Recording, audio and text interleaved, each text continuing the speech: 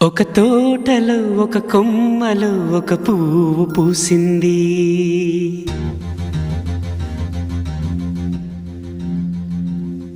మహారాణిలా మహాలక్ష్మిలా ఆ పువ్వు నవ్వింది.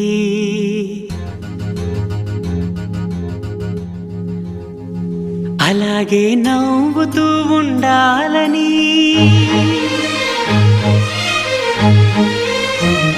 అలాగే నవ్వుతూ ఉండాలని నింగి నేల వాగు వంక చెట్టు చేమ గువగూడు ఆశీర్వదించాయి.